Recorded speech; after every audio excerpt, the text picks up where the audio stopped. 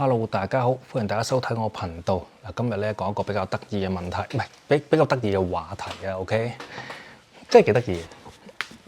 嗱，一個館裏面有一個館啊嘅館風問題啦，即係佢個館嗰個風格問題啦。一個館咧裏面有一個師傅啦，幾個徒弟啦，有人嘅地方自然會有人際關係上面嘅問題啦。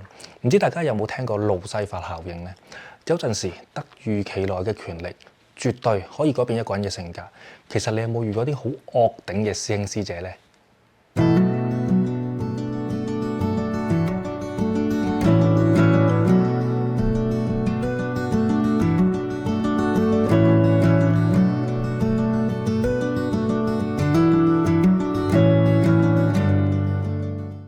嗱，我喺度簡短講一下咩叫路西法效應先。其實曾經咧有一個實驗咧，係一個監獄裡面嘅實驗啦，即係創咗個監獄啦。一班平平無奇嘅人就扮演監獄裡面唔同嘅角色，但係就發現原來喺特定嘅環境、制度同埋權力之下，係可以變得殘暴、冷血同埋一啲極端嘅行為。嗱，我哋簡單講一講先啦。嗱，可能你拜師嘅時候咧，你純粹係學藝嘅啫。真係純粹學藝，但係當師傅再收兩個徒弟嘅時候咧，咁你就變咗師兄噶咯喎。嗱，喺呢個館裏面，繼師傅之下，你就係大師兄，一人之下喎。呢一種改變，呢一種權力，好可能會令你產生一種叫做權慾。嗱，可能喺一個館裏面咧，師傅同徒弟之間咧，本身個問題係唔大嘅，但係師兄師姐同啲師弟師妹咧，就產生咗一種階級制度啦。如果同一時間師傅個人咧係好重呢個階級觀念嘅咧，咁你就死梗啦！嗱，身為一個徒弟，除咗要面對師傅之外，仲要面對自己嘅師兄師姐，咁一個單純嘅社會縮影啊！嗱，你哋仲要諗下喎，如果大家都係平等嘅人，突然之間佢嘅地位職位帶俾佢一啲權力嘅話，你覺得呢位師兄或者師姐會有啲乜嘢改變先？嗱，最重要嘅一點係嗱，跟得師傅跟得最耐嗰個啦嚇。自然咧係知道師傅最多黑材料嘅。如果師傅想要啲乜嘢或者做啲乜嘢唔方便自己做，就自然會叫啲師兄師姐去做。例如收錢啦，OK， 收大家錢。嗱，你諗下收錢幾可師傅出嚟收錢嘅，一定係大師兄大師姐出嚟收錢㗎啦。嗱，下師傅自己出聲唔係幾好㗎嘛，所以咧就會叫佢哋去做啦。嗱，大家想像到呢一種咁麻煩嘅人際關係啦，係幾咁令人哋鬱鬱寡歡咧？如果你話喺公司唔緊要，我攞住你哋啲人工嘅，而喺職級上面就算有限制都好 ，OK， 唔緊要，我人工包埋。但係而家我要俾錢你之餘，仲要俾你個職級上面限制埋我，係咪？你哋利用你哋嘅權力去滿足你哋自己嘅慾望，最遲入去嗰個真係可憐啦！小師弟又好，小師妹又好，唔緊要，我都係學嘢啫，真係學到嘢就係啦。由於師傅本身嘅設定或者門派上面嘅設定，最受歡迎嘅慾望類法術，大多數都係要去到最後幾個級別先至可以學得到嘅。咁究竟我要捱幾耐先至得呢？嗱，點解我會話慾望類嘅法術係最受歡迎呢？大家咧有睇過其他片段咧，其實係會知道嘅。去睇翻啦，唔該。嗱，我入翻正題先。一般咧冇聽錯冇睇錯，一開始嘅級別。符咒嘅類別大多數都係幫自己咩化骨啊、化酒之類啦。當你想盡快學到你學到你想學嘅嘢嘅時候咧，仲要喺一個咁嘅環境底下去學習喎。好多有本事嘅人咧，相信咧都會中咗呢一個設定裡面嘅陷阱嘅，就係多錢我都俾你，直接過價過到最高級別嘅我。咁師傅又唔係傻嘅，我講到徒弟就等於呢個門派嘅會員㗎嘛，之前講過。咁又邊有咁容易放走一個會員走啊？係咪先？你放走咗，你又做邊有零用錢使啫？係咪？好啦，好多時候咧，最高級別咧就唔等於係落山嘅，即係你就算俾晒錢我放，俾到最高級別你跳過晒唔使捱嗰啲小師弟小師妹嗰啲苦啦。但係其實唔等於你可以落山，你都一樣要喺館裡面。咁簡單啲啦嚇，我喺館裡面其實都係俾錢買權力嘅啫嘛，係咪？俾唔起錢嗰啲，咪慢慢學咯。點樣慢慢學啊？最後你咪一樣要俾錢，因為你大家都好平均嘅，你明唔明啊？即係你係一筆過俾定係分期付款俾啫嘛。咁你咁等你儲錢俾咯，係咪先？其實我以上所講嘅咧，都係好貼地、好人性化嘅説法嚟嘅。因為咧，你諗下啦，總之咧，你要落山又好，學到最後都好，都係俾一個價錢，我當5萬蚊咁計，5萬蚊。咁你入到去冇錢喎，咁你咪學喺低級度熬咯、磨咯。我冇嘢俾你學㗎，因為你未俾錢我，邊可以升你級啫？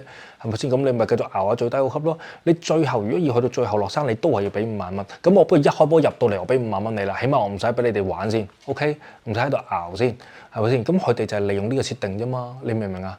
其實有陣時咧，我覺得啲徒弟係冇錯嘅。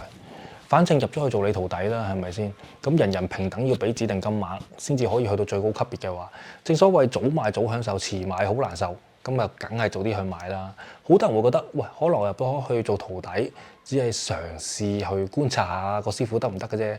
但其實咧，9萬幾個套路喺裡面。當你入咗去個圈子，人類自然求生本能就係想喺呢個裡面生存。咁呢個好基本嘅一個套路啊。人想往上行。呢個係另一個套路，因為你想向上行，首先你要課金，之後去到權力同慾望啦。嗱，呢個都係人之常情。我想講嘅係，希望大家退一步嚟睇，其實咧有冇必要喺呢個咁微不足道嘅圈子裡面打拼咧？冇意思嘅嘢不如唔好做啦。千祈唔好俾嗰啲冠其名啦，話要觀察你、留意你，睇下你人品有冇問題先會教你嗰啲。唉，你要記住。好多師傅係冇讀過書嘅，冇讀過書嘅。仁義禮智信嘅定義係乜嘢？佢哋唔會知嘅。可能你問佢哋乜嘢係正義，佢會答你陳浩南就係正義。佢哋用扭曲嘅價值觀、扭曲嘅思想去教你哋扭曲嘅價值觀、扭曲嘅思想。為人師表係乜嘢意思？如果連單單道德2個字都唔知點解嘅，咁佢哋借問聲佢哋點樣用對眼去睇下你做人有冇道德咧？我想問下，呢個係確確實實嘅一個問題。乜嘢傳承都冇意思，喺社會大學上面根本就冇可能會學得到，只會學到點樣去揾錢。小學、中學我哋會學到人性嘅一面，會探古推今，會從歷史裏面學習邊啲人係好，邊啲人係壞，係咪一定正確嘅咧？咁我唔肯定啦，但係我一定會有基本知識先咯。但係真係咧，好多師傅連9年免費教育都係冇讀過，然後話我要睇下你哋個人性有冇問題咧，先可以教你哋呢啲符、呢啲法、呢啲咒語。借問聲你憑咩？即係我未讀過物理學，我教你物理學，你咪玩啊！呢個就係我一直所講冇制度去規管嘅系統。如果我話民間法教做師傅，首先要讀到中7程度嘅，你估下香港剩翻幾多個師傅喺度？對於好多人嚟講，能夠去會考就已經係人生嘅最高點。但係啲師傅賺到錢，又唔去進修，淨係識得不停去揾錢。現今年代已經係通街大學生嘅年代，正正因為咁，民間法教咪會式微咯。係咪？嗱，我又好似嚟咗一題，我入翻正題先。嗱，講到啲師兄師姐權力同埋慾望，呢個就係一個惡性循環。嗱，師傅去行使佢哋嘅權力同埋慾望，嗱，師兄師姐一樣係咁樣行使佢哋嘅地位。咁身為徒弟嘅你，如果他朝一日做咗師傅，你覺得你會點？嗱，曾經我見過一幅圖畫，嗱，你太爺咧就成日鬧你阿爺。你阿爺就成日鬧你老豆，佢哋就咁樣成長噶啦。而呢啲幅圖畫最後就係個老豆頂住晒上面嘅長輩，然後淨係俾愛自己個仔。嗱，呢幅圖無限美麗，但係就遙不可及嘅烏托邦。我相信咧有人會做到嘅，但係又有幾多人會真係做得到啊？所以咧我話嗰啲就係一個絕對嘅惡性循環啊！你明唔明啊？完全係冇得救嘅。嗱，我講我親身見到嘅先啦。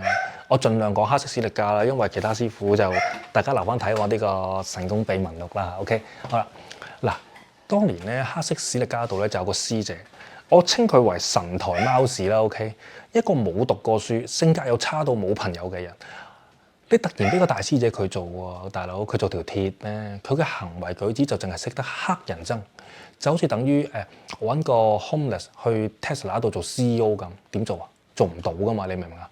所以呢嚿貓屎咧就淨係識得討好師傅。問題重點就到咗啦，做師傅分分鐘都仲衰過呢嚿貓屎，就好似皇帝身即係點講啊？就好似皇帝身邊有一個搞小棍嘅太監咁啦，你明唔明啊？即係最好就衰埋一齊啦。嗱，貓屎咧有貓屎嘅狐假虎威，史力加有史力加嘅騙財騙色。